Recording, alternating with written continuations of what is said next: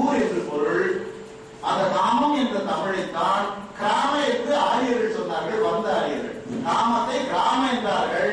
மெது மிருதி என்பது போல, பதி பிரதி என்பது போல, டபுள் கான்சனன்ட் என்று மொழியில் சொல்ல இரண்டு மெய்யாக அதை பிரித்து காமம் என்பதை கிராம என்றார்கள். பிறகு கிராமம் பாட சொல்ல அது தமிழ் என்ன சொல்றதுன்னு நாம கேட்டுக்கிறோம். அவ்வளவு பைத்தியக்காரன். பனங்காமம், கதிர்காமம், அலைக்காமம் என்று தமிழ் ஈழத்தில் இன்னும் காமம் என்ற பெயரில் ஊர் பெயர்கள் இருக்கின்றன. காமம் நிறைந்தியலும் என்று தொல்காப்பியர் சொல்வார். காமம் என்றால் நிறைவு, நிறைந்த உணர்ச்சி, ஐம்புலன்களுக்கும் நிறைந்த உணர்ச்சி. அதனால் இது காமம் என்று சொல்லப்பட்டது. மக்கள் நிறைந்து வாழ்கின்ற ஊரும் காமம் என்று சொல்லப்பட்டது. இந்த காமம் தான் சிட்டு காமம். சிட்டகாம், லிட்டில் பர்ட்ஸ் வில்லேஜ். நினைத்து பாருங்கள் தோழர்களை, இன்றைக்கு போய் சிட்டகாம் தமிழன் வாழ்ந்த ஊர் நாங்க வச்ச பேருக்கு சொன்னா நமக்கு என்ன மரியாதை கிடைக்கும்? எவனாவது ஏற்றுப்பானா? நம்மள உதைப்பான். கிழக்கு வங்காளத்தில் இருக்கிறவன் இல்லீங்களா? அப்போ சொன்ன ஒரு கருத்து, இந்தியா முழுக்க தமிழ் தான் பேசப்பட்டது, தமிழர்கள் தான் வாழ்ந்தார்கள் என்று. அது எத்தனை ஆயிரம் தமிழ். இதை நான் விடிய விடிய பேச எனக்கு கொஞ்சம் கவலை என்னன்னா, நம்மள கொஞ்சம் பேச விடலையே. நான் 5 மணி நேரம் பேசுறேன் பிரான்ஸ்ல. 5 மணி நேரம் எனக்கு அவகாசம் கொடுத்தாங்க, கேட்டுட்டே இருந்தாங்க. 5 மணி நேரம் கழிச்சு நேரம் ஆயிட்டு நான் முடிக்கிறேன்னு சொன்ன பொழுது, ஐயோ முடிச்சிட்டீங்களே. நாங்க எதற்கு சொல்கிறேன் என்றால், விடிய விடிய நான் பேச தயார், ஆனால் கேட்பதற்கு யாருன்னா அந்த அளவுக்கு நமக்கு மக்கள் அந்த மாதிரி தமிழை நேசிக்கின்ற ஒரு கூட்டத்தை நாம் உருவாக்கவில்லை. வெறும் இந்த அடுக்குமொழி, தடுக்குமொழி, இடக்குமொழி, முடுக்கு மொழின்னு சொல்லி இந்த அரசியல்வாதிகள் பேசின தமிழால் அழிச்சோம். வீழ்வது நாமாக இருந்தாலும் வாழ்வது தமிழாக இருக்கட்டும். ஒரு நாளும் தமிழ் வாழ்த்ததே இல்லை. தமிழை அழிப்பதற்காகவே பிறந்தவர்கள் தமிழையும் அழித்தார்கள், தமிழனையும் அழித்தார்கள். வந்த பிறவி நோக்கம் முடிந்து விட்டது அவர்களுக்கு. அவ்வளவுதான். இவர்களுக்கும் தமிழுக்கும் தமிழ் இனத்திற்கும் எந்த உறவும் இல்லை. தமிழ் உறவில் தமிழ் பகைவர் இருக்கின்றார். அவர் தமிழர்களின் தாலிகளை அறுக்கின்றார்.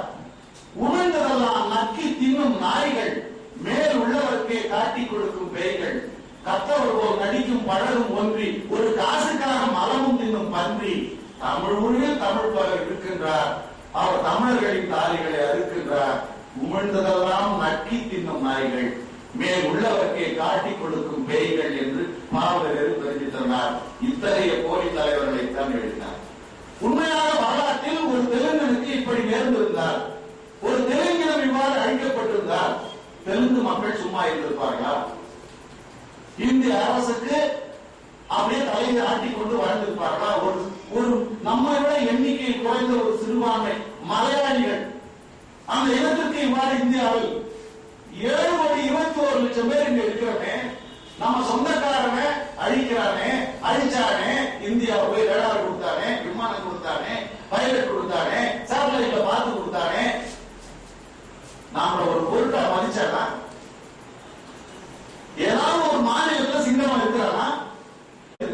எங்க சொந்தத்தை அழிக்க உனக்கு எப்படிப்பா இவ்வளவு துணிச்சல்? என்னப்பா நியாயம்? நான் கேட்கிறேன், இப்படி என் சொந்தத்தை என்னை பற்றியெல்லாம் கவலைப்படாமலே அழிக்கிறாய் என்றால் நான் எதற்கு உன் குடிமகனாக இருக்க வேண்டும் என்று 7,21,00,000 பேர் கேட்டாரா என்று நான் கேட்கிறேன். என்னதுக்காக இந்தியனாக இருக்கு? என்னதுக்காக இப்படி இருந்து என்ன ஆகப்போம்? ஆனா ஈழத்தமிழன் அழிச்ச 700 இந்திய தமிழன், தமிழ்நாட்டு மீனவன், அவன் மீனவன் சொல்லி அதுதான் தமிழ் தேசியம் வேண்டும். தமிழரெல்லாம் தமிழென்றும் ஒரு கூட்டுக்குள் தவறாமல் தம்மை இணைத்துக் கொள்ள வேண்டும் என்று தெரிவித்தனர் சொன்னார். அவனை மீனவன் நினைச்சிட்டு நாம சும்மா இருக்கிறோம். நாம தமிழன் தான் அழிக்கப்படுகிறான் என்று நம்ம பக்கத்து இருக்கிற நம்ம கடற்கரை ஒட்டி இருக்கக்கூடிய நம்முடைய சொந்த சகோதரர்கள் துன்பத்தில் சாக கேட்டும் சிந்தை இறங்காடி என்று பாரதி சொன்னாங்க. அப்படி நாம் அனைவரும் திரண்டு கேட்டோமா? இந்திய கடற்படை இருக்கிறது. என்றைக்காவது திருப்பி 1.25 கோடி சுண்டக்கார் வழங்குவோம்டாப்பா. 1.25 கோடி சுண்டக்கார் சிங்களம்னா 1.25 கோடி 120 கோடி மக்களை கொண்ட இந்தியா உலகத்தின் 4வது வல்லரசு. ஒரு புடி குடிச்சா ஒரு சிங்களம் நீட்டி தமிழனை தொடுவானா? சுடுவதற்கு அவனுக்கு எப்படி துணிச்சல் வருது? நீ கடற்கரையில இந்திய கடற்படை உட்கார்ந்து இருக்குது, முகம் அழிச்சுக்கிட்டு, பல் விளக்கிட்டு, கழிஞ்சுக்கிட்டு, தொடச்சிக்கிட்டு, சாப்பிட்டு உட்கார்ந்து இருக்கிற. என்னத்துக்கு? சிங்களவன் வந்து இந்திய குடிமகனை சுட்டுட்டு போவா, நீ வேடிக்கை பார்த்துட்டு இருக்கிற. நான் முதலமைச்சராக